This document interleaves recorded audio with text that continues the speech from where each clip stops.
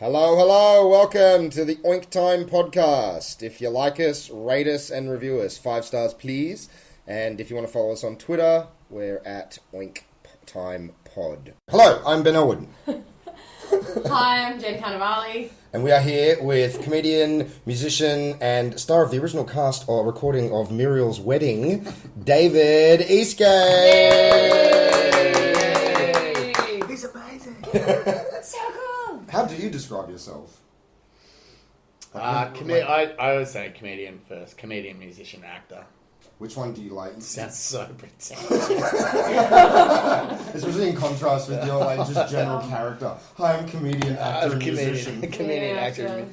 It's probably actually comedian, actor, musician. I'm a musician last. Do you still pine to be a musician, like taken seriously as a musician? That's so patronising. Is it? Yeah. No, but like for ages Do you were you doing. still want to be seen as an actual comedian? No, I didn't say comedian, musician. No, musician. No, because people say to me after gigs, they'll go, oh, you should be a real singer. Oh, that's I right. go, all right, mate. Just doing your silly little comedy songs. Yeah, exactly. Your funny little ditties. Exactly. The new album's about to come out on May 10, and it's stinging. Like, it's just great. The music on there, and the band that I've got now, Bone of Contention, is a serious band. Like, the lyrics and you know everything about it is comedic, but the music is fucking exactly the kind of music I've always wanted to make. And Yeah. Is there I love Ween and Zappa and people like that, bands like that, where the lyrics are kind of Quirky. spazzy and weird and everything.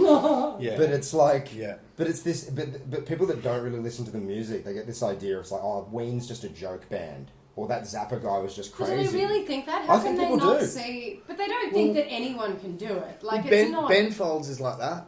Yeah. Beck was like that a little bit. Yeah, this idea it's like a comedy thing, and it's like, no, but there's so much actual, like, But it's almost like it was, and I thought about that for ages. I thought about trying to do that, but then the notion of trying to do that is what makes it Shit. And, Yeah. Wait, make But it then, what? but then what I tried to do was do comedy music, which is equally. But no, I wanted to.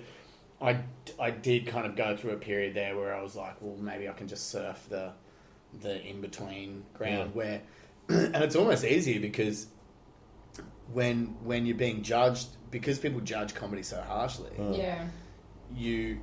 I dream of being that in that kind of band where it's like where they're not a comedy band, they're just a weird band. They just have weird songs. Yeah, But yeah. it's like all those bands, the Zappa and I feel like the silly lyrics can almost balance out the intensity of the music. Like, you know, with the Zappa song, the music is so intense, but the lyrics are about poo-poo and wee-wee. So it's almost like it hits this equilibrium point where it becomes something that might be very challenging to listen to becomes, you know, silly and fun, and you're kind of getting the complicated stuff. You know, it's like a spoonful of sugar or something. Does that make sense? yeah. Yeah. I feel like if people are enjoying either the comedy or the music enough, the questioning stops. Like, they're just like, I fucking love Bone of Contention. And it doesn't even matter why they love it. Yeah. Like, they might love it because they love singing along and, like, fucking partying with you guys. Or they might like it because they find it funny. But I feel like if something is reaching that point where it's making people laugh and it's good music, then questions almost stop. Yeah. Yeah. Well, and yeah, it's kind of like where we kind of pitch ourselves and where we sit, as opposed, because like Ben Folds can then do, you know, they can do a funny song, but then they'll turn around and do Brick, and you know they can go really heavy, and, you Make know, people cry. and Weezer does that really well. I mean, when I think Ween does it. Their love songs are some of those beautiful love songs.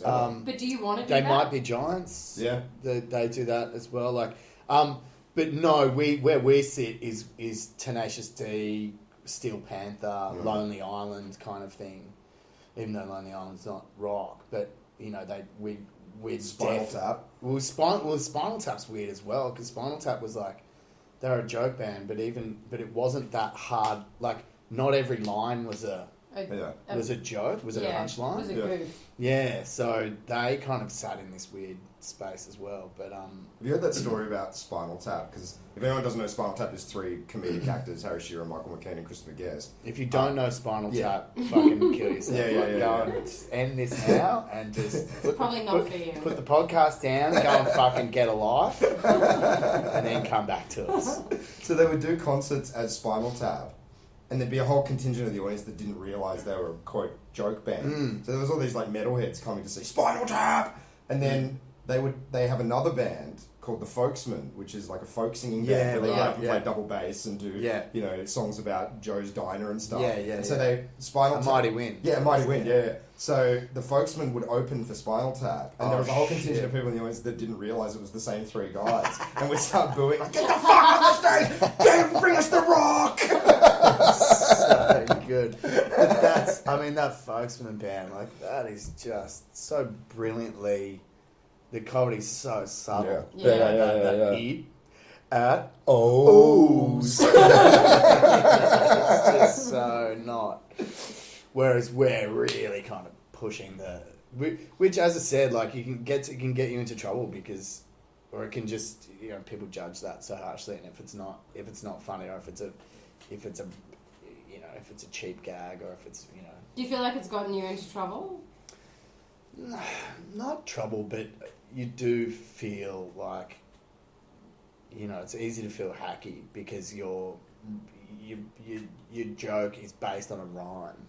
But I feel like that with every comedian all the fucking time. Like, no matter... Well, that's it. Like, it's just no the matter nature what... of comedy, really. Yeah, people that I adore who've written the best fucking stuff, and I'll be like, I love that bit, and they're like, oh, it feels so hacky because I've done it for like 8 months now. Like, I feel like that's just... Or it's a structured, written joke. Yeah, no, like, it's like fucking brilliant, but I think it's just... But you took time, and because you do, you sit there and you take time with it. Yeah. And it's so contrived, and it's so, like, the last single that we're releasing on April 1st is called Little Dick, and, it's one of my... it's my biggest hit, like, live. I actually love that song. Yeah, thank you. But the thing, I guess as well, what I try and do live is make it about, is not make, like, there's stupid little rhymes in there, but I try and play it up, and the song becomes more than just those little lines. It's all about the stuff that I do in between. But of course, that's the reason why, like, some people do musical comedy and comedians are like, oh, it's fucking shit. Yeah. And then other people do musical comedy and people walk in and are like, yo, this person's about to go on stage. We want to watch this shit. It's got nothing to do with... Well, it's like every genre. It doesn't matter if it's like one-liners, like, I hate puns, but even if it's... If any genre of comedy done well is fucking, it's like any genre of film. Like, I love action movies and I love comedies and I love everything. If the performer themselves has funny bones, like when, like, not to suck your dick too hard. Yeah, when I was going to say that. I don't want to be like a No, but it's true. Like, when you're on stage, like, you're a fucking force. Yeah. And you're just, like, you can't not be funny. There's certain comics that can't not be funny. So it wouldn't matter if you were doing one-liners or with a guitar doing funny songs. Yeah. It's just you that's funny. I agree, because I did this gig with a bunch of people the other night. This does sound like a massive fucking suck-up set. That's alright. But I did a gig with a bunch of people the other night, and we were all saying it was like no one's made me laugh harder at gigs than you when we've done... Like, I did a rough gig with you. I won't say where it was at, but it's a place that's known for being rough, where it's like half empty. It's at a pub where people are like... Just say where it is. It's at Oatley. Oh, yeah, I knew. I know exactly where it is, yeah. I'm doing it on Wednesday. Oh, it's the best. Look, I love it. By the way, if anybody's listening from the other hotel, I fucking love playing the Oatley. I do love playing the Oatley. So we were doing the Oatley, and like people had a rough as shit time. And I don't remember if I was emceeing or what I was doing there, but I was there with you. And it was just... Every other comic that was on was just like, I'm going to go home and die. And I was like, bye, guys. And then when you went up, it was just so fucking funny. And there was like 10 people who hated us, but it was still one of the funniest gigs I've ever seen. Like, whereas if that's me, people are like, yeah, I remember Jen got up that one time with 10 people and then I felt real sad. Like, not everyone has that effect. Right. You know what I mean? So it's like, it's really hard to... The funniest It's performance. harder than you think. The funniest performance I've ever seen of yours is when you invited me to come and see you do warm up for the X Factor. Oh, yeah. I have never laughed that hard in my fucking life. Like, if you go to the set of the X Factor, it's like this giant. It's like it's Auditorium. It's an industry. It's like it was really Was impressive. it the X Factor or was it The Voice? Oh, It was The it was Voice. the one with Delta Goodrum. Yeah, and so Ricky it was The Martin. Voice, yeah. Yeah. And so it's like, you know, and it's so like self-serious and full of pomp and like, oh, this is The Voice. Yeah. And then Dave comes out and he's like some dirty junkyard dog, just pissing on every part of the set, just sauntering around the place. And the best was when you went up to you sat in Ricky Martin's lap and like you put your finger down his face and pretended to lick his sweat, and then you started yelling at all the people in the mosh pit going, oh, I just licked Ricky Martin's sweat, you're jealous of me. And it was just so incongruent and inappropriate for the ceremony that was happening. But everyone in that audience, like people were lining up to fucking get your autograph more than they were from the judges at the end of the show. It's fucking hilarious. It's such a fine line to get that, like, I don't give a fuck attitude. Because it's like... Well, it's that's so, half of it. but that is, I think that's so much of Yeah, it. It's that's like, I a big don't part. give a fuck what you care, but it can't be in an arrogant No. way. It has to be in a really loving, Especially in like- Australia. Yeah. It has to look still warm. Like, I don't give a fuck, but I'm still happy with you guys. The moment someone gets up and they look like they're petrified, it's so unattractive. Like, as a punter, you're nervous for them, so you're not relaxed. So you're Well, not I think enjoying it's it. part of our animal brains that kick off, where it's Yeah, like, yeah, you know, it's yeah. like, oh, weakness, you know, I don't want to carry this guy over the line. Yucko. It's really, it's amazing. You see gigs get thrown from like a person kind of awkwardly looking up into the left, and the entire, you feel the entire vibe of the room change. Because the audience will just sense like, oh, this person's not. Well, also because belonging. like people assume that people in the audience are comfortable. A lot of the time, they're not that fucking No, they're not at comfortable. all. They go to comedy maybe twice a year. They don't know what's going to happen. Maybe the person before you called them a dick. Like they don't know. You know, they might not necessarily be chilled out. So if you're chilled out, all of a sudden they're like, oh, I can relax. This guy's going to be funny and not scream in my face. And you know what I mean? Like it's kind of. Anyway, should we do our hat thing? Oh yeah, fucking. So the conceit the way we're going with this season is we've got a hat full of evocative words, and we're going to get our guests to pull out a one piece of paper, read out the word, and whatever. So whatever comes to mind. Like this could fail terribly. I but love feel how like it it's a good sounds like. launching pad. It probably sounds like when people are listening to this that the hat is like this top hat, and pull a thing out of the hat. And actually, it's just this old floppy trucker hat. It's a gross trucker hat I got when I says went on from holiday. Hawaii. It just says Hawaii. Hawaii, Muakwai, Moloch. It's the cheapest hat I could find in Hawaii. And you sound a bit racist now. Okay, all right. The word is. Rage. The Oh. word is rage. What comes to Dave Eastgate's mind when the concept of rage?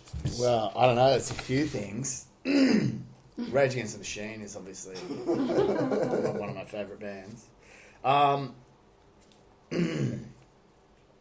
Yeah. I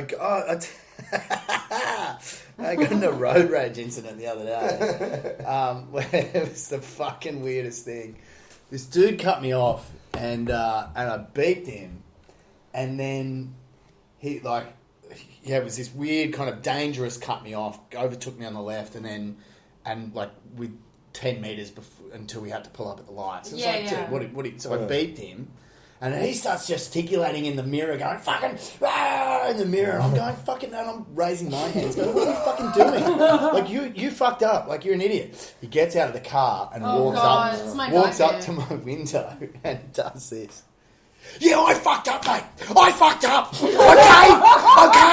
All right. Are you fucking happy now? I'm in the wrong. I'm in the fucking wrong. It was just the most bizarre thing. It was just like, whoa, okay.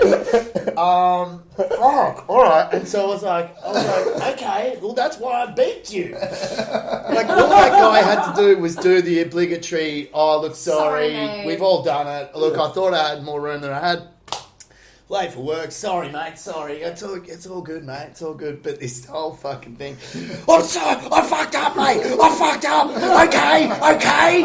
And it's fucking bizarre. And then he wouldn't. Then he got back in the car and wouldn't move. And then so I tried to go around him. And then he's driving alongside me, trying to cut me off again, and then I pulled out my phone, I started filming him, then he pulls out his phone. And he's filming and he's filming me. It's like, no, you're the dude swerving all over the road. And then he's like, we pull up at the lights, he's like, fucking pull over, mate. Let's fucking go. Let's fucking go. And I was just like, dude, like, but I just love the fact that he was in the wrong and admitted that he was in the wrong. And apologised. So, which is awesome. I got into a fight the other night with a dude who lives in this street. Oh, really? And it's a very similar thing. There's a few dodgy people in our street. Yeah, there's some really... Just up the road, there's that place that's all kind of weirdly... I showed Benny that house. Yeah, you're right. There's a funky house in my street. The one that's got like a... Looks real stabby. But is it the one... It's like... It reminds me of the Blues Brothers stage where they go to the country. Yeah, it's like a fortress. Yeah, it looks like... Yeah, it's that. When Stanhope did that tour and they like... There's before the stage is a thing for the construction. Yeah, so it's that house. So he lives in that house, Yeah, right? yeah, he's scary. And he was a drinker at the local pub. I've known him. I've kind of known of this guy for years and whatever else. And I was having a bit of a rough time. And I was up getting a pizza. And I'm just standing in the alleyway waiting for my pizza. And he walks past and has a go at me. Yeah. And what about? He thought that I was pissing in the alley, and I wasn't. And surprises me he'd take umbrage with that, I have to say. Yeah, weird. Yeah, right.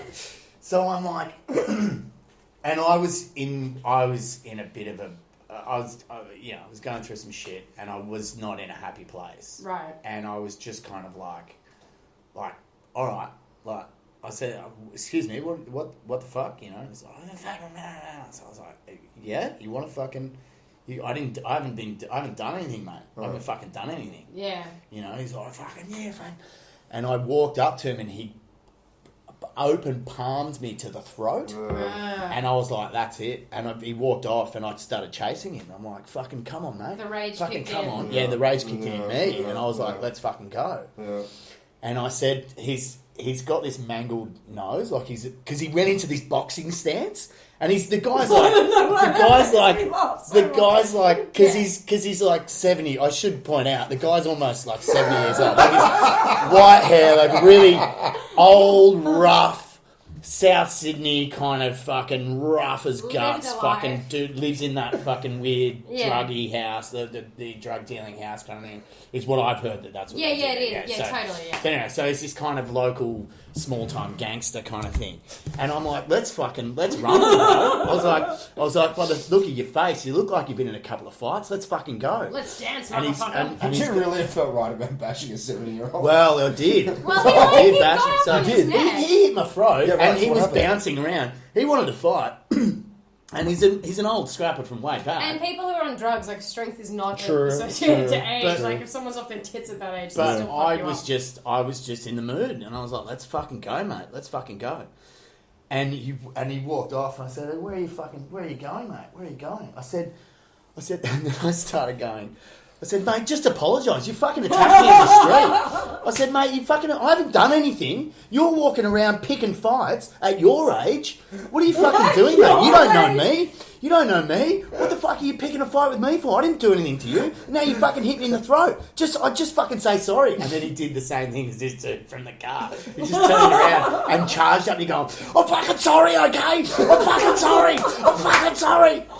And gets up in my face, and then I smash his head. I grab him, and I smash his head up against this brick wall. Oh my God. And I hear him go, oof, like that, as I've hit him. And I've realised that I'm like, I could fucking kill this guy. Yeah, you could hurt him. And so I throw him down on the ground, and I could have fucking gone him, but I kind of stood over him going, the guy ended up saying to him, is everything okay, mate? Like, you need to talk about it, mate. You can't just what's wrong, mate? Like, what's wrong? I'll talk to you, mate. I'll help you.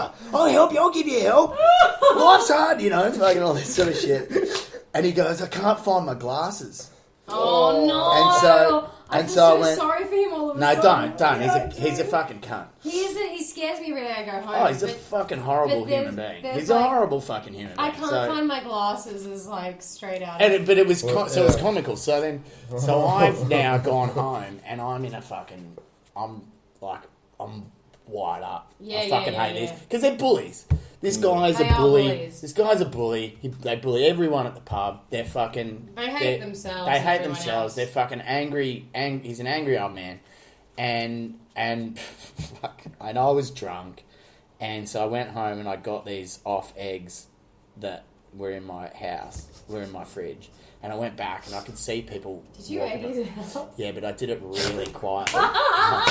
So what I did was, I have to say, as someone who lives on his street, everyone else on the street would be fucking painful because Right. he's a scary bastard. because I didn't chuck the eggs at his house because I didn't want to wake him up. So I just quietly cracked them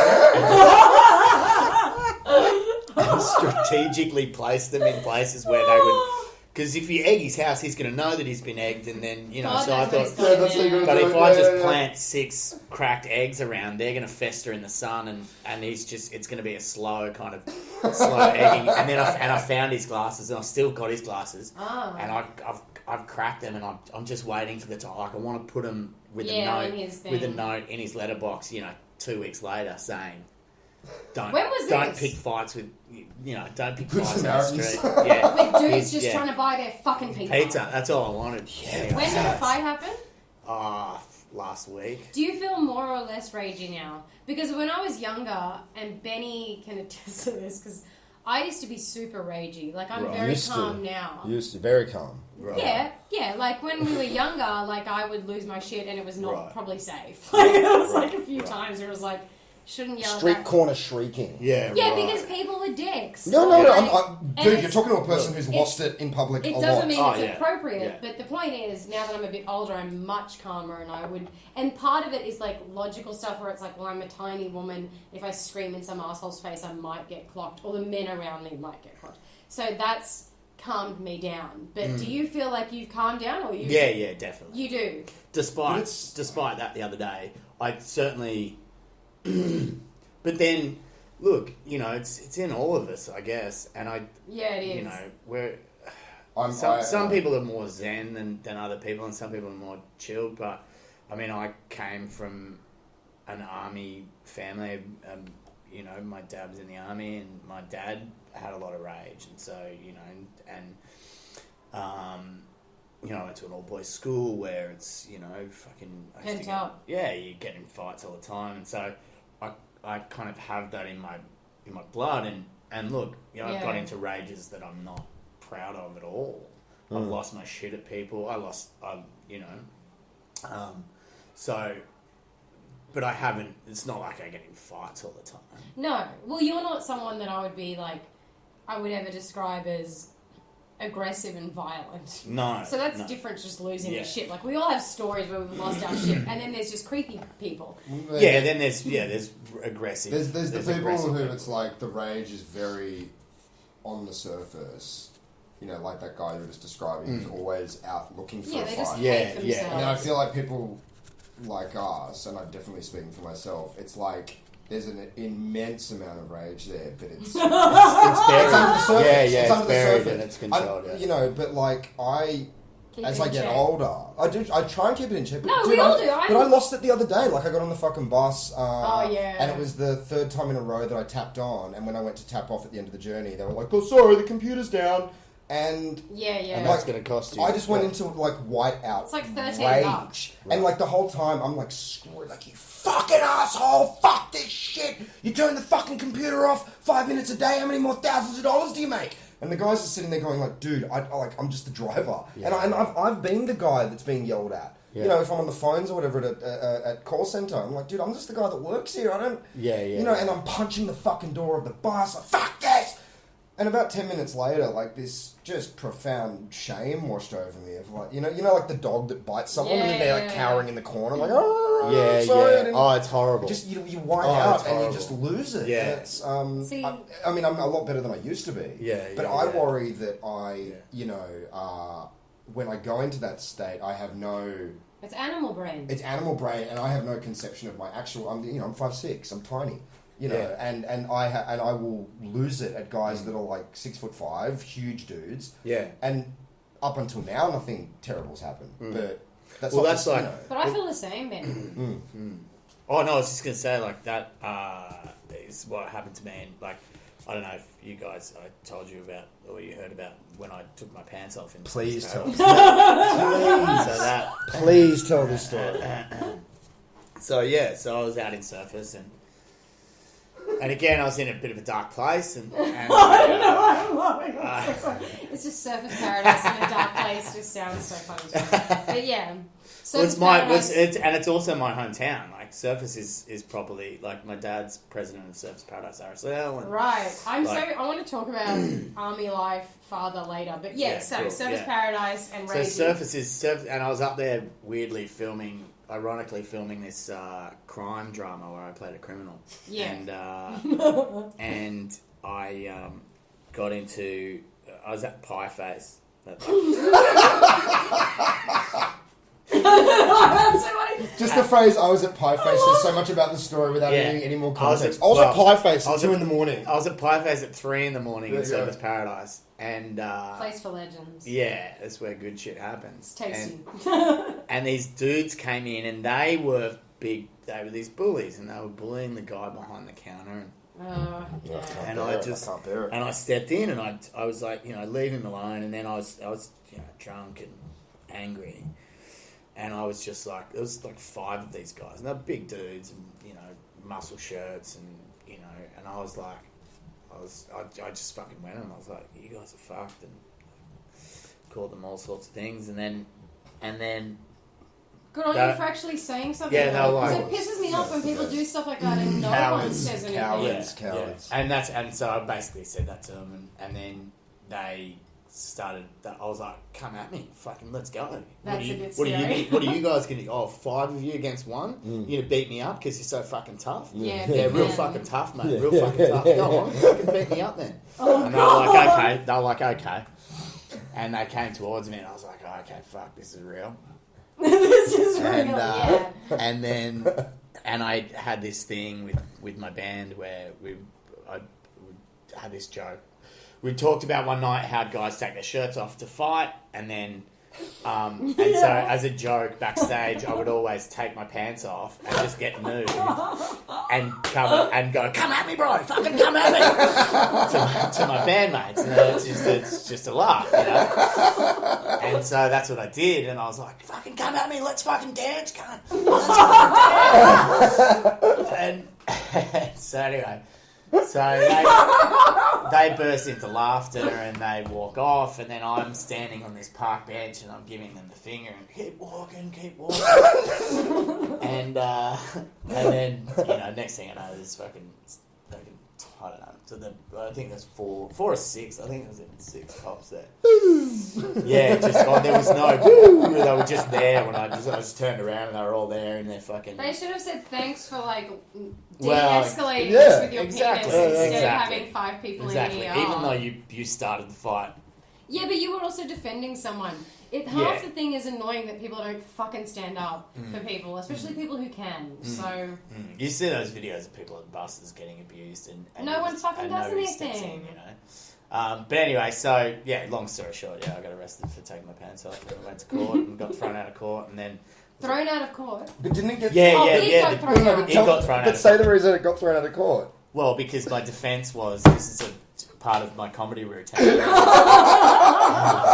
my lawyer was like, he used the best defence available to him, which is his sense of humour, and Thank God we live. Thank God, there's a lot wrong with this country, but thank God we live in a society where that is a legitimate justice defense. was served. Yeah, that is.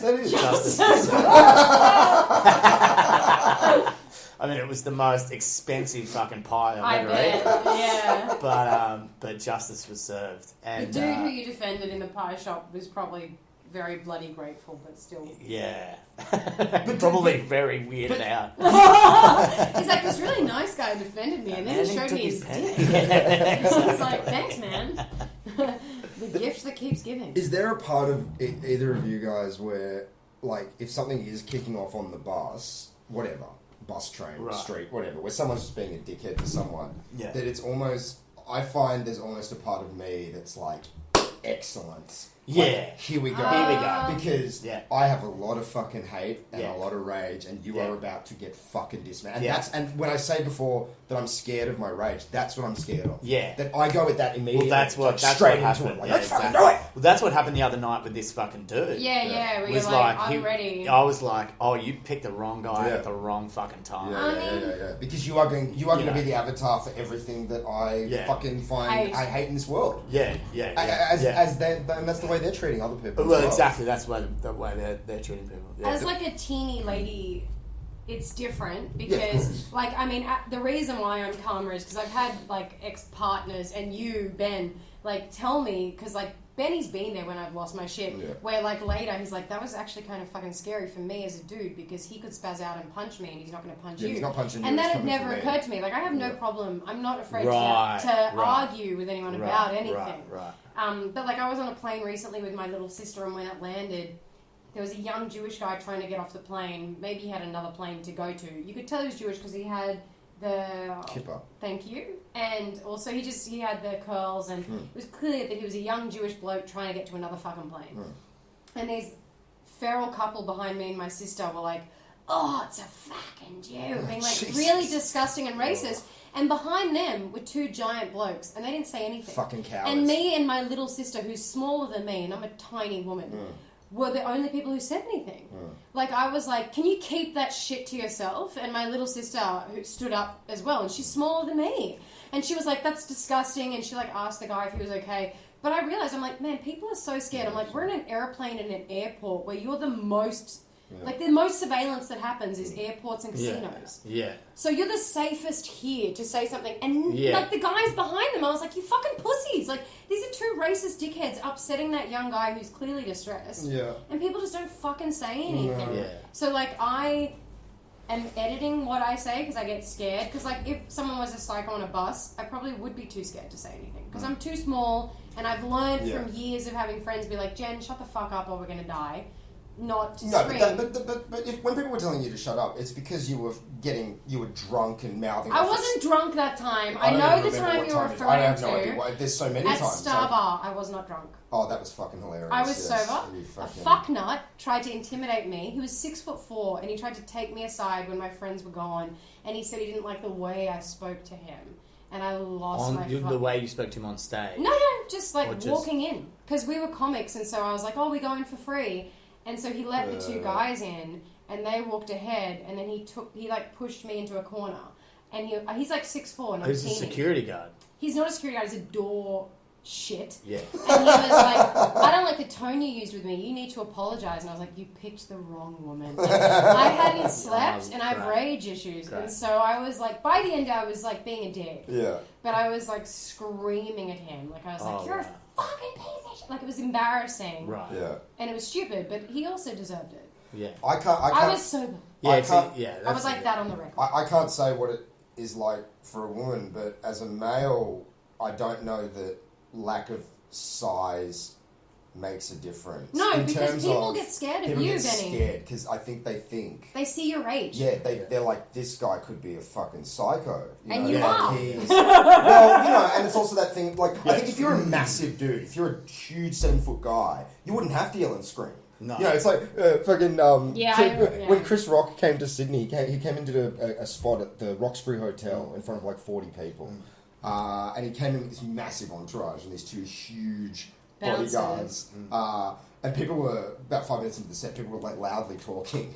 And this bouncer just like leaned between them and just goes, you need to be quiet now. And they just immediately like, wow. Of course he doesn't need to raise his voice. He's fucking terrifying. I think when you're smaller, you're more inclined to go like, you know, like you and I do with that. Like, and people are immediately like, whoa. Because like there was one of the strangest incidents that's ever happened to me in my life. I was sitting on a bus. This is years and years ago. I was sitting on a bus, back seat, right up on the far left against the window.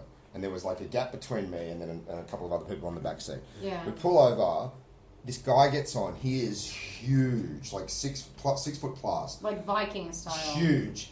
And it's one of the most surreal things I've ever seen. He's got a pair of dirty socks in his hands, and he's just walking up the aisle of the bars. Dirty socks. I'm serious. I'm not. None of this is hyperbolic. This has all happened. He's walking up the aisle of the bars, shoving the socks in people's faces, going like, "Smell my fucking socks!" Oh, wow. And people are just like, well, because he's clearly crazy. yeah. So and I'm up the back, and I can see what's going on. I'm reading a book, and I'm like a coiled fucking spring. Like, don't fuck. And there's no gaps. There's no gaps anywhere else. But he's coming to me, and I know it. And I just like I just don't, dude. Like, I'll fuck with the people that I'm close with, you know, but when I go through my life, it's like I don't talk in the cinema. I don't try and make... you know what I mean? Yeah. Just I'm don't fuck with me, talk on man. my phone on the bus. Yeah, like, don't fuck with me, man. Yeah. So he's coming up towards me, and eventually plonk, right next to me. And I'm sitting there, and I'm not reading. I'm, like, staring at the book, pretending that I'm reading. Like, this guy fucking touches me. And he starts, like, harassing the guy to the right of him, and he's just like, "Hey man, I got no fucking credit on my phone. I need to call my mum. Can I borrow your phone?" And this guy's like, "Oh, I don't have any credit either." And the guy goes, "Let me ring my mum. I want to see if you're fucking lying." It's just bullying. Listen, and this fucking idiot pulls his fucking phone out and hands it to the guy. You're never getting your phone back. So the guy's like going like, and the phone's ringing, and he's like, "You fucking lied to me."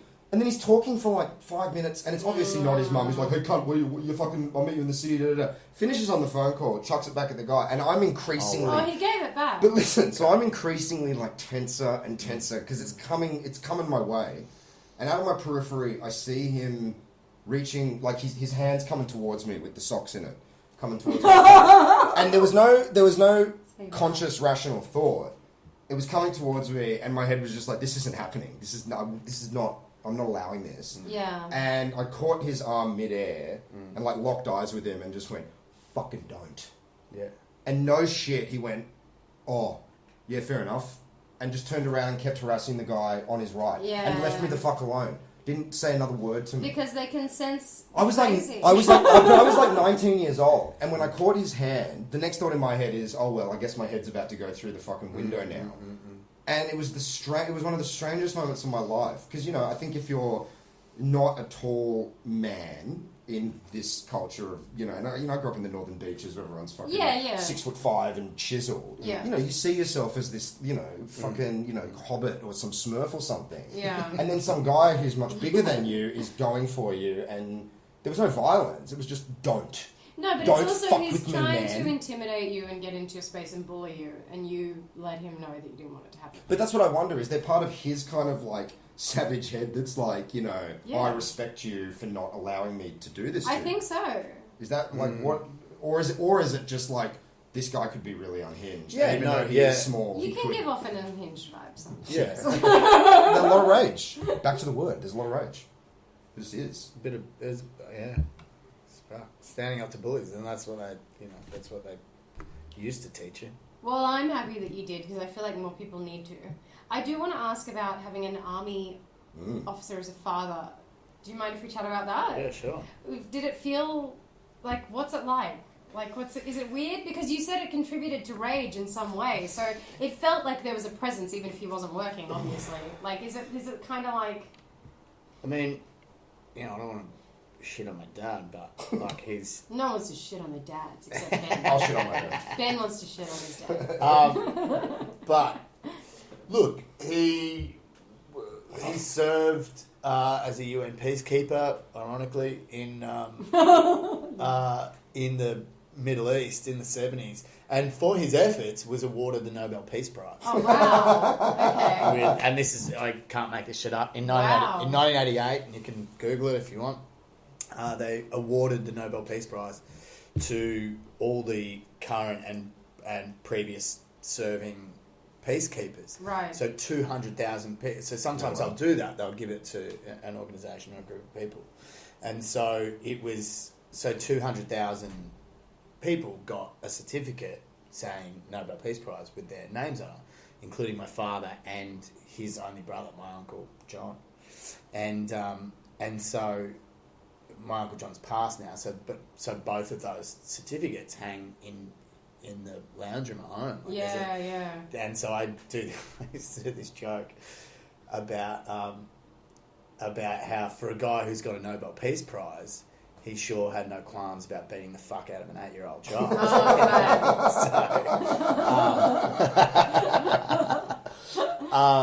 And but that was he's from Bundaberg in the 50s, So, Enough said. No, I'm kidding. And really, enough. I mean, that, violence was, sectarian violence was a part of his growing up, where it's Catholics versus Protestants. And the town was literally segregated. The east side was Protestant and the west side was Catholic. And in Bundy, and I think that's how it was segregated. But I'm pretty sure that's how it was. Yeah. But it was certainly segregated nonetheless. And so I don't know.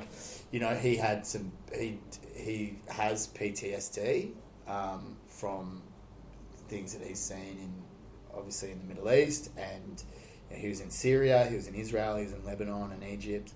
Does he acknowledge that, or have you just decided? Have No, you seen from the outside that he has? Yeah, that? he doesn't. It's weird. He's got this weird thing because he acknowledges it in other people, and he works. Yeah. He actively, because he's in the RSL. Yeah.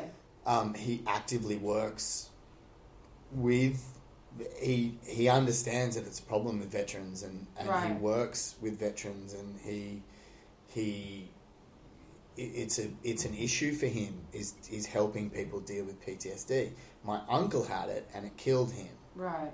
He drank himself to death. And so there's that. Yeah, so... But he doesn't necessarily identify with himself. I don't think he recognises it. Yeah, within that's himself. interesting. And so we had a fight a few years ago, because it's manifested into hoarding.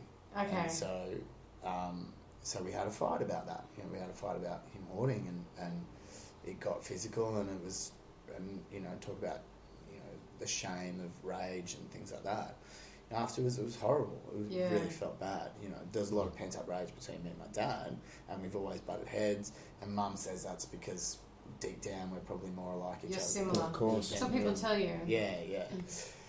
And so, So, but it was, you can't change it. But yeah, I grew up in Papua New Guinea, where it was one of the most dangerous places in the world. Port Moresby as a city. How long were you there? We were there for 3 years, but it was like the last 3 years of my primary schooling. So yeah, which is pretty influential. Really formative. Hugely, adolescence. Has a massive effect. Yeah, so, and we came back and I went to high school, and then Dad retired from the army and went up and worked up in the mines for ages. And anyway, so yeah, but Port Moresby was a dangerous place to live. Like, Dad had to shoot at people in our yard. Yeah. We had a 6-foot high fence with razor wire and barbed wire, and then we covered that in bougainvillea, which, I don't know if you know bougainvillea, it's really sharp and yeah. probably worse than the razor wire and the barbed wire. But we had 2 attack dogs, and we had. You're growing up in a anxiety-inducing environment. Yeah, some nights you would have security in your house, and there was always a can of mace in the car, and so there was funny incidences when the can of mace went off in the car accidentally, little things like that. Just down to the shops. Yeah, down to the shops. And the can was in the side of the door, and the door closed on the can and sprayed everybody, and we're all going, oh, Eastgate's cherished childhood memories. Yeah, remember when the can of mace went off? Well, we got at school we got tear gassed. There was a riot. There was a tribal war outside of our school. It just happened to be in that area. Yeah. And yeah, a tear gas canister went over the fence or whatever, and we ended up getting evacuated. But to go to school every day, you'd get picked up, and the bus driver was armed. And, yeah. Do you remember how you processed that as a kid? Like, not in retrospect as an adult, but when you were actually a kid. Like, when you were there, did you move from Bundaberg to there? Oh, no. Dad grew up in Bundaberg. I've never lived in Bundaberg, but we, no. But, does it just become, normalised and you don't even think about it? Yeah. Yeah, it does. Yeah. It really does. you get it. You know. You know it's different. You know it's like, different. Be like, this is life now. Yeah. Sometimes we get tear gas at school. Sometimes we get tear gas at school. Yeah, far Pretty out. like it's and I saw Dad arrest people, and because Dad was in the army, but he was working for the police. He was the director of communications for the police force. But then while we were there, a civil war erupted. Yeah. And in Bougainville, and so Dad was, he's one of the first people up there to be involved in the war. There was a coup that happened where the police commissioner tried to take over the government, and the counter coup happened in our lounge room because Dad was director of communications. Wow. So he's one of the head dudes of the Australian Defence Forces up there. So we had, and Dad's got photos of all this at home. Like there was all the heads of the Australian Defence Force in PNG, and the heads of the PNG Defence Force. Yeah. And the heads of the police and everything were all in our lounge room, and little baby Eastgate. yeah, and I remember creeping looking upstairs through the window. yeah, there's all this noise woke me Yeah. up, and I went downstairs and I peeked around, and they've cracked the Bundy because they've quashed the coup and the police commissioner's been arrested and blah blah blah. But there was Uzis. There was Uzis on the table, and Uzis are not regulation issue for PNG Defence, Police, or Australian Army. But there was fucking Uzis on the. I've got the photos. Like Uzis on the fucking table. I'm like, what the fuck is this shit? And it was on the news the next day in Australia. It was on the ABC News, and coup quashed in PNG, and it was like, yeah, that fucking happened in my lounge room. Fuck. I woke up in the middle of the night when I was a kid and saw a bomb in the coffee room and thought that was controversial. Yeah. I was thinking the same That's thing. fucking nuts, man. I remember waking up and hearing my parents talk to other adults like downstairs and not knowing what they were talking about and seeming serious. No weapons involved. But then that stayed with me. Yeah, and that's... It's like, Yeah, and that's what I wanna- it's testament to how much it would be burnt into your Yeah. child's brain. And that's what I'm curious about. It's like, because, I think adults don't... I think some adults remember what it was like to be a kid. But I wish more adults would remember. It's like, when you're a fucking kid, everything is so huge and awesome, and adults almost seem to have superpowers because they have reasoning that you can't even understand, and they seem psychic and all this kind of stuff. So the smallest thing can have a ripple effect for the rest of your life that an adult won't even remember saying, but it was like a defining... Like, there's one night when I was a little kid, it was like 1989, so I would have been 8. I got up in the middle of the night to take a leak, and as I walked past the lounge room, my mum and her friends were watching the remake of The Blob. And there's a scene where, the part that I saw was a guy's looking down a drain, going like, what's down there? And all of a sudden this blob hand goes like, and like round his face and drags him down the drain. Yeah. And that created a pathological fear of drains. Oh, I had a fear of drains. Yeah, it stays with you. Years. It caused me a fear of absolutely drains. With blood coming out. I feel like it's generational though. I remember being scared of drains and quicksand. And younger kids don't give a shit about quicksand or drains. But my point being, it's like that... had I not walked past the lounge room at that exact moment, at that exact age, maybe I wouldn't have had a pathological fear of drain. But when you're that age, things have such an impact. It's like, oh my God, like maybe if I look down a drain, the blob will get me. I'm wondering, when you're that age and you walk past the lounge room and there's Uzis on the table and people are planning a coup, like what ripple on effect... Or does that have a... Or is it just so big and It's awesome? bound to, because we're talking about it now. Like, you were saying... but in which way? Yeah, but that's so hard to, like... I don't know. I just... All I knew was that my pursuit of a career in the arts was incredibly disappointing and difficult Even for at my that father. age, you're like, I know you're into guns and army, but I'm really into learning piano. I'm forming a band, not planning a coup. I'm singing Over the Rainbow next week at the recital. And I'm so pumped. Yeah. What does he think of it all now? He is... Because he's very proud. Like he's very proud. He just doesn't know how to show it. Like he came and saw Muriel's wedding, and he's extremely proud, but he doesn't know how to communicate that. And that's what was hard growing up, was that he did love me in a weird way, and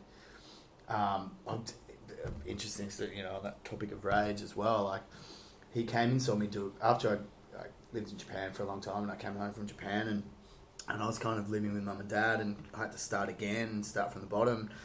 I was doing a covers gig at the local pub, and just literally just standing there with an acoustic guitar singing covers, and like the least offensive thing you could ever do. But I wasn't the regular guy, and there was all these guys from the local turf club who were there, and they didn't like me, and I was maybe giving them a bit of shtick back as where's Robbo?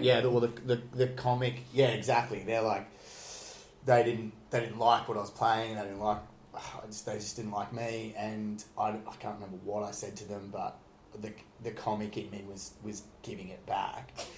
And then this guy made a gesture, slit his throat gesture kind of thing, like you're dead kind of thing. And my dad saw this, because mum and dad, and I can count on my hand the amount of times my father particularly has seen me perform. And he's just raged up, and he's followed this guy into the bathroom. Right? Yes! Don't fuck with my son much. Yeah, and so this guy is pissing at the urinal, and my dad goes up and kicks him in the back of the legs, and this guy falls into the urinal and turns around, and this guy's ready to fight. And then my dad said that what happened was he suddenly realised how stupid that was and wrong that was. Yeah, it's insane. It's insane. And so my dad suddenly started to try and reason with this guy. And this guy kicked my dad's ass. And and suddenly I'm still on stage, and the security guys go, "Your dad just king hit someone," and because I don't know if he just kicked him or he punched him as well, and whatever. When the fight started, my dad was trying to stop the fight. Anyway, we just, I'm packing up the amps, I'm literally just running to the car, boom, everything's in the car, screaming. Dad's legged it, and finally I've gotten home, then Dad's come home, and my mate was with me. My mate, who's a comic in Brisbane, is now going off and doing good things in Brisbane. He, Johnny Hustler, he was there, and my dad's walked in home. And his ear is like a football, and his face is just puffed up, and he's bloodied, and he's really got the shit kicked out of him, really badly. And it was horrible. It was horrible. Oh my God. And he said to me, and he said, tears welled up in his eyes, and he goes, "Never let it be said that I don't love you." Oh, fuck. Saying that now, just fucking... Oh my God, that's wonderful. Yeah, so anyway, that was just... but it was like, Dad, you fucking don't do that to show me you love me. But that's the only way he has the tools. Exactly. That's the tools he has. Yeah. Are you guys getting to that place, like, the older you get, where you kind of... That's it's like so sweet. It's like the older you get, the more you kind of... the older I get, the more leeway I give my mum and my dad, who I don't even know. Yes, because it's just like, life is hard. And yes and no. Yes and no. I think my mum's a fucking trooper, and I can't necessarily say the same for my dad. Yeah. I think the older you get, the more perspective you get, but that works both ways. So sometimes, like in your situation, you're like, fuck, the only way my dad could show how much I mean to him is by getting into a fucking stupid bar fight. But that's him going, I love my son, and I'm going to get the shit belted out of me by a fucking idiot in a pub. Yeah. But then it goes the other way, where it's like, oh, you don't care enough that you would do that. Does that make sense? Like, it goes both ways. You say that about your dad? Totally, yeah. Oh, okay, yeah, right. You get older and you get more perspective, and with that comes, you argued with shit about your mum or your dad when you're younger, and then you get older and you go, oh no, they're troopers and I was a pain in the ass. Or you get older and you go, oh wow, you had shit to deal with and you were not a nice person. Yeah. Does that make sense? Yeah, no, totally. I guess the point I was trying to make was in the sense of everyone's equipped with the tools they're equipped with, and asking a certain person to express I'm not saying this is easy to accept, but asking a certain person to access a certain emotion they're incapable of accessing, it's like asking a dog to do maths. It's but like, that's well, what they I can't. mean, They though. just Like, can't it's do like that. within their tools, within Yeah. your ability. Yeah. Eastgate's dad, within his ability, showed that he loves him with what he can. He can't necessarily go, oh, I'm so proud of you as a son, and I love you for doing this, and I love you no matter what. He can't do that. He doesn't have that tool set. What he has is, I'll try and punch someone who'll beat me up. Yeah, but that's still... The intention is still to show that they care. Yeah, sure. Whereas not everyone is even capable of that. Yes. So as you get older, things get clarified. Well, that's what triggered the last fight With the a few old... years ago with the hoarding. It was just like, Yeah. mate, you know, I tried to get inside him and just go, fucking, I'm look, here. this is what you're doing with this shit, with this hoarding. What that's creating is tension. It's ruining your wife's life. It's ruining your grandkids' life because they've got nowhere to play. You know, it's a serious thing. You're an army officer. You're a decorated officer. You won the Nobel fucking Peace Prize, and you can't clean your own fucking backyard. But So hoarding's sad though. It's like sad. the same as like OCD and a few other illnesses where it's like it's really sad, and that's what hard triggered to it. Was see. I tried to be proactive about it, and I went, well, there's some stuff in here that's mine. Yes. And so I went through all. So and then you know, I'd watched enough hoarding shows, and what I was doing was creating piles. Watch enough hoarding shows. Modern day therapy. There's a way to go because they get attached. Yeah, Don't throw that away. Don't throw that away. I might need that bubble wrap. Yeah, well, and so it was like, this is the definite rubbish because that's a Coke can, and we don't need a Coke can. Yeah. That's that's escaped. That's gotten lost amongst the junk.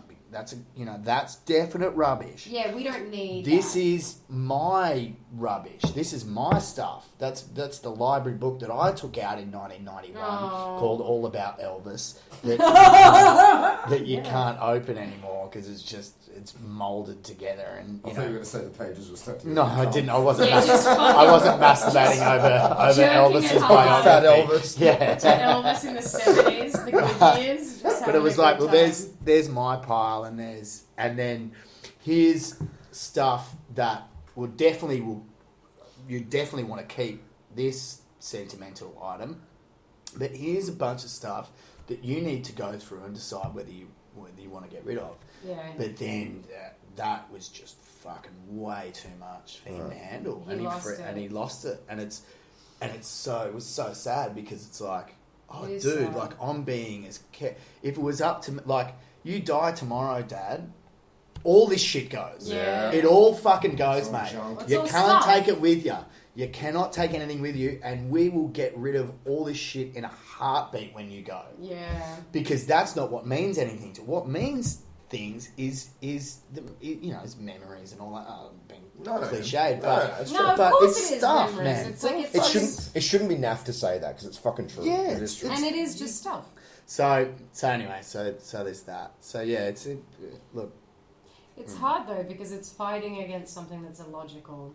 Like I mean, I don't know enough about it, but I feel like from what I've read, it seems like it's linked to OCD and all those kind of other kind of sad illnesses. It's control. Yeah, where it's like taking control of something, and you're, like eating disorders, and you're interfering with that, and it's. Well, logic plays no it's part. so, yeah, in that. logic has Like, no it's part in not. it, and all they see is just an interference in their control, and it's so hard. Alcoholism and drug addiction is it's very similar. But Yeah, exactly. Where it's just like, don't fuck with my method. I've figured this shit out. Even if people are like, no, but I can help. It's like, fuck off. Like they don't, it's hard. It must be like It's not hard. to be too lame and bring it back to the key word, but like we were talking before about like when you go into those rages and it's like it's kind of out of your control. Like. Well, people that definitely reach a point where they're out of control. But that's what I mean. Like Yeah, but it's like definitely. we vacation in it when we rage out. And it's fucking scary when you come out of it. But, I suspect that's what one of these anxiety disorders must be like. Where you're just lost in it and you can't actually you know, when I'm raging out, it doesn't matter how.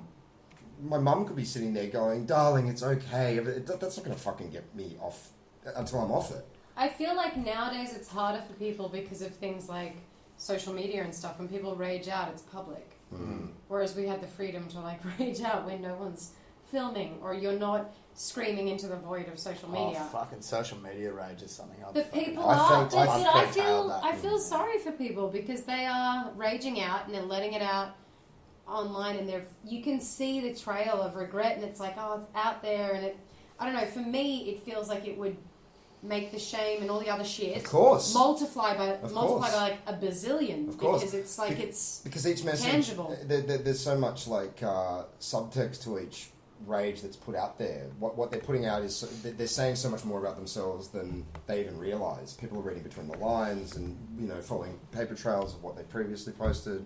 It's fucking. I thank God every day that YouTube and Twitter didn't exist when we were in our early 20s. Can you fucking imagine? As a teenager, can you imagine? Oh, it's me, it's the Benny E show, and I've got some shit to say. Ugh. I want to change it up a little bit before we wrap shit up. Right. Because speaking of YouTube and stuff, Chris and I went to Japan recently. Do you want to chat a little bit about Japan? Yeah, sure. Because I fucking love the fact that you were like gigging in Japan, and I love hearing your stories about gigging in Japan. And if you want to like share anything, it doesn't necessarily have to be, I guess, wrapped in rage. Unless you were ragey in Japan, I would love to hear about that. But I want people to know how you gigged in over there. Yeah, I don't know. I went over. I from the Gold Coast, and I worked in theme parks when I was from the age of 16. I started doing stunts and stuff in theme parks, and Kenny Koala and Bugs Bunny at Movie World. Did you do it? You did all that Hey, stuff. yeah. Weren't you in the Police Academy stunt show? Yeah. I would have definitely seen you. I would have definitely seen you as well. Me and my mum went to Movie World every year between like 92 Same. and 99. It was the only family holiday we could get. We would all go to Movie World. I think I started at Movie World in 99. I started in 99. 100% would have seen you. Yeah. Yeah. But yeah, I did Austin Powers and I did a bunch of different So you went from Movie World. So it worked. Yeah, so I went from... So then, finished up at Movie World and I actually quit Movie World or got myself fired.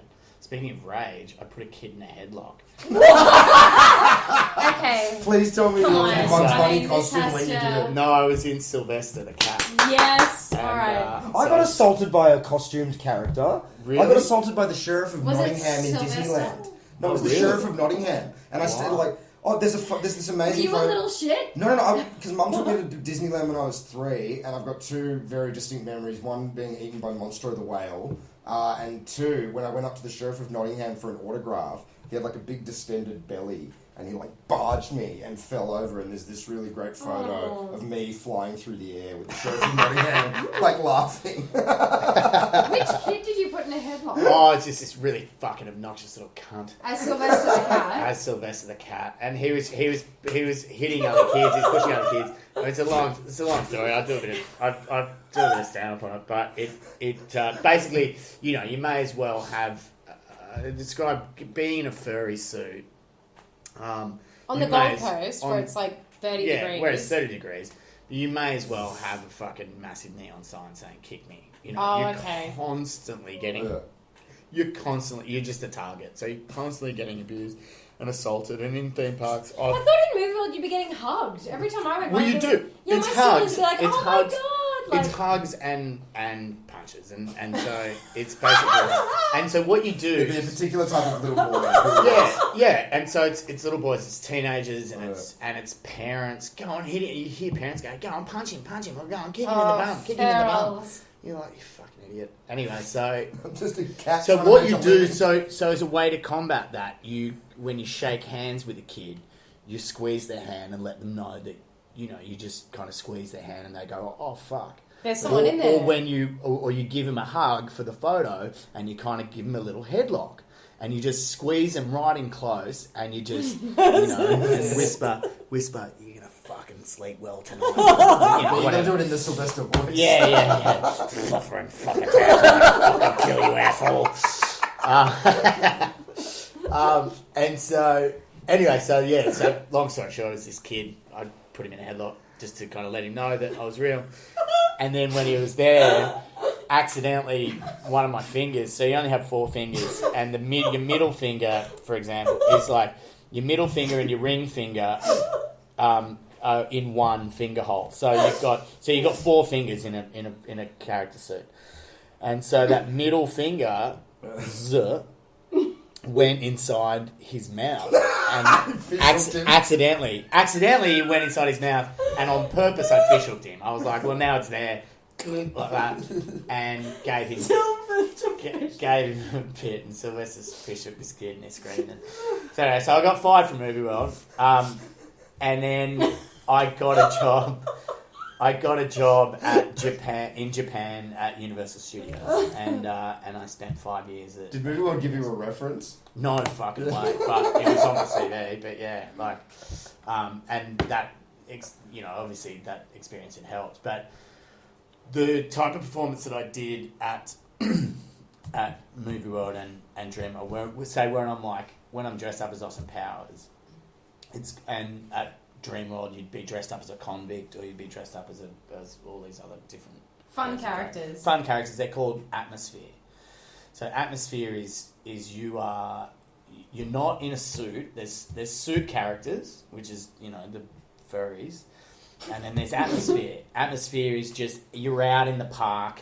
You're loud, like the Luna Park clowns. Yeah, exactly. You're engaging with people, and you're just engaging with people, and I guess in a lot of ways is where that fearlessness came from as far as getting on stage, is that you've got to make people laugh who are not there. They're not there to see you. They're there to go on the roller coaster. Yeah. And you're providing the atmosphere between the gate and the roller coaster kind of thing. So you've got families, you've got teenagers, you've got, everybody fucking drunk goes. Adults. Yeah, you've got drunk adults, you've got schoolies, everyone goes to the theme parks.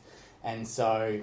you got to make them laugh in little moments. Yeah. You have these little moments with people, and it's fucking magical. And if I could, if I could have had a long career as an atmosphere performer and actually fulfilled my ambitions that way. But you choked someone else. Well,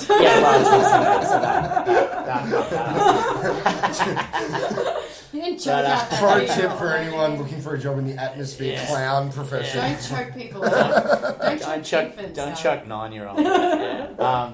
But anyway, so atmosphere performance was what I did, and so when I was there, like Wait, where were you in Japan? What theme park? Osaka at Universal Studios. Yeah, right. Yeah, and cool. so we just opened the park, like we were the first cast, and we all lived in this. So great. We all lived in this big building with 160 foreign performers all living in this amazing. one building. Everyone gets a little 1-bedroom apartment each, and What a crazy circus life. it's crazy.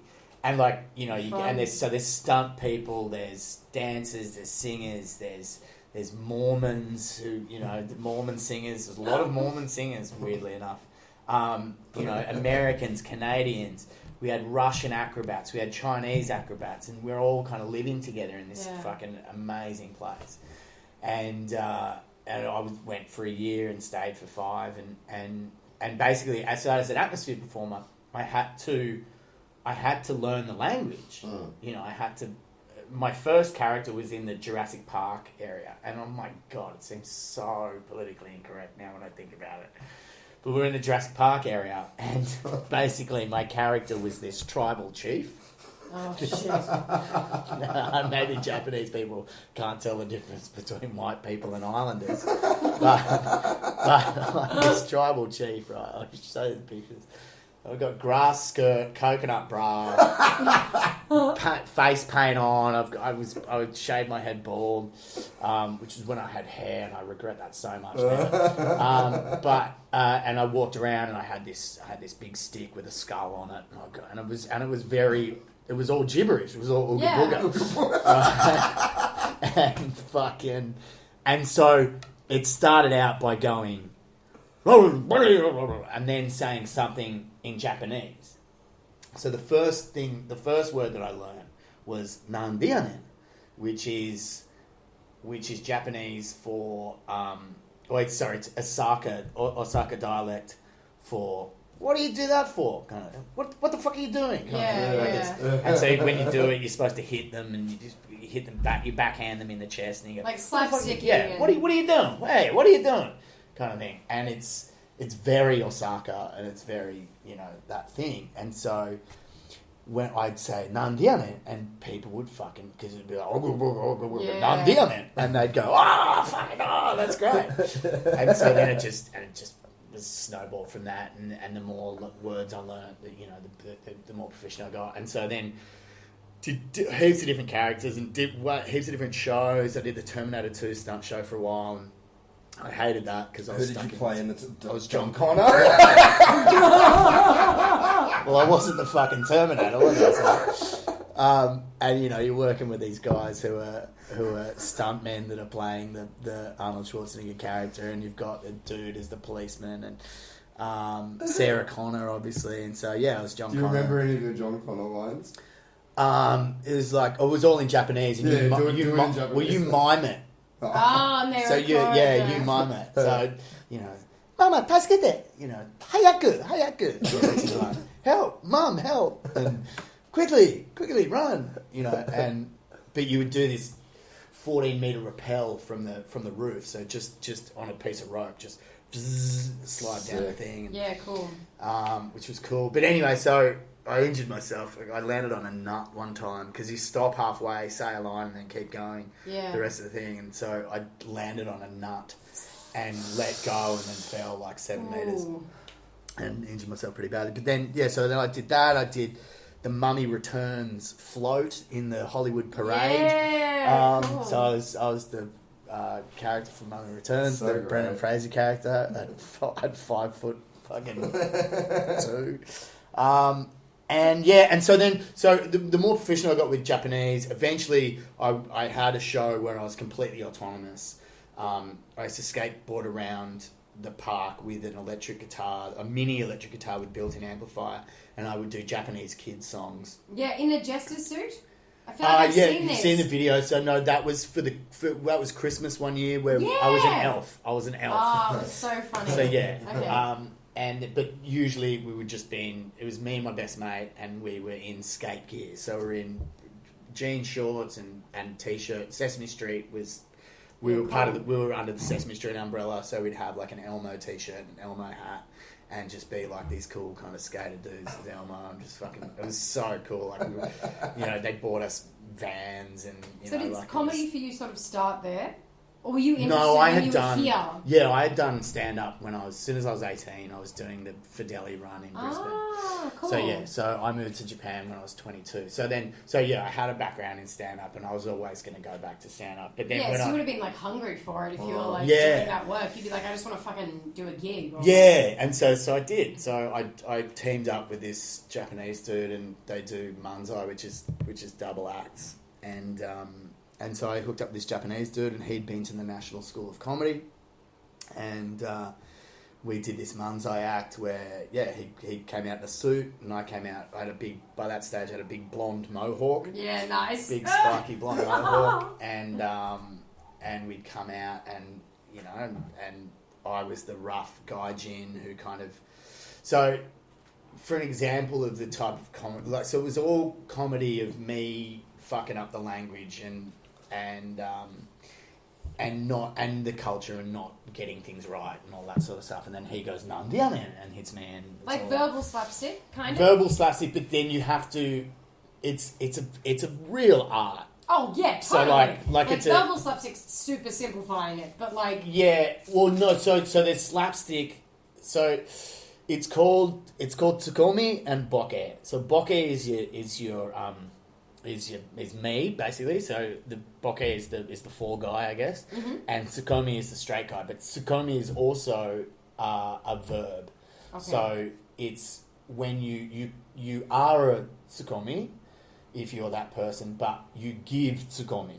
So nandiane, that first word that I learned in Japanese, why are you doing that? That's the most famous tsukomi. Ah, okay. So you give that. So nandiane, that's a tsukomi, but a tsukomi is also a noun. Anyway, so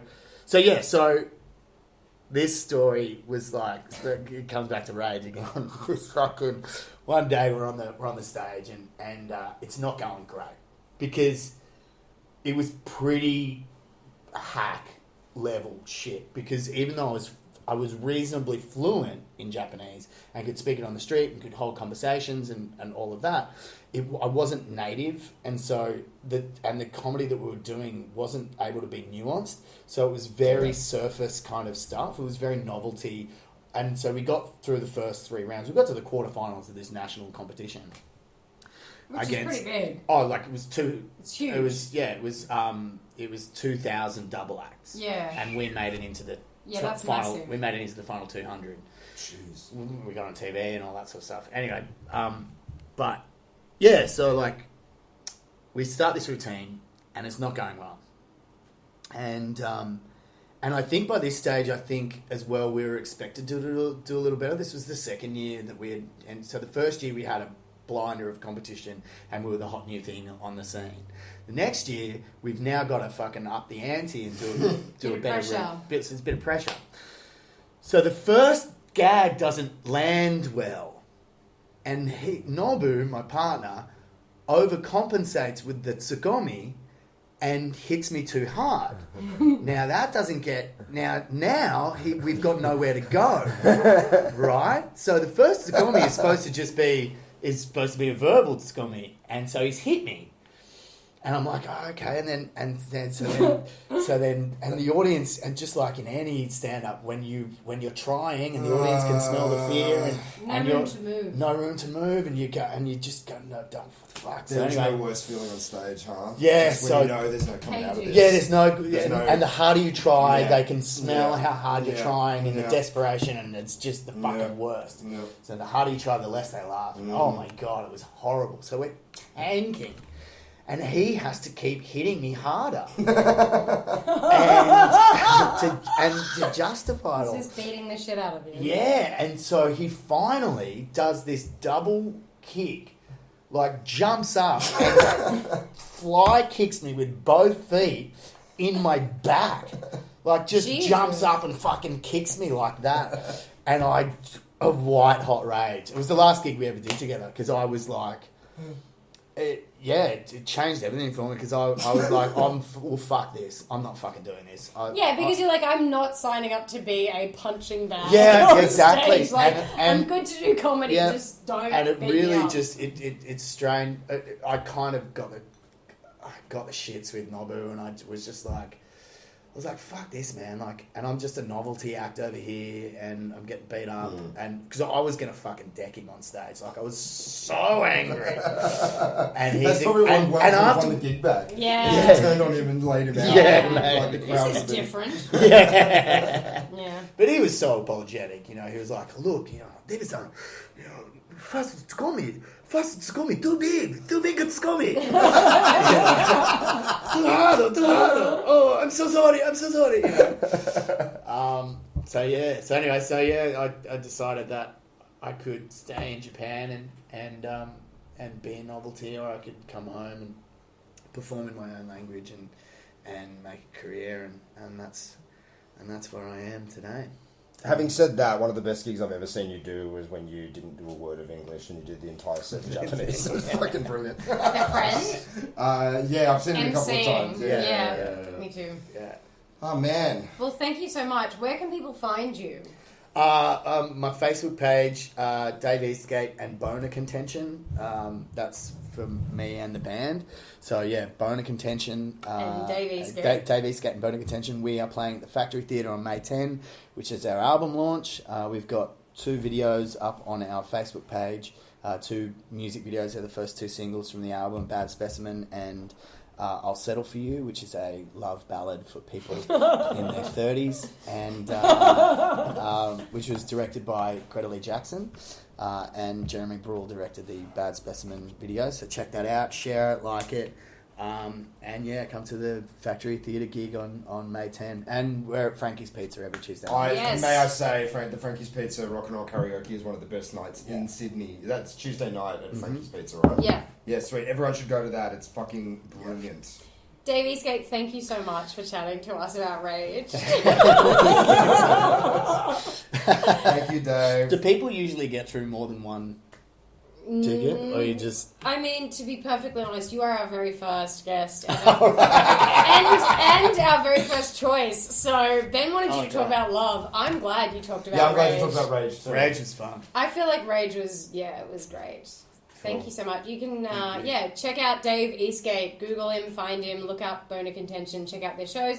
I'm Jen Carnovale. You can check out my shit at jencarnovale.com. I'm Ben Ellwood. I've got a Twitter, but I'm never on it, so don't even bother. Look up Benny as well. Okay, thanks. Bye.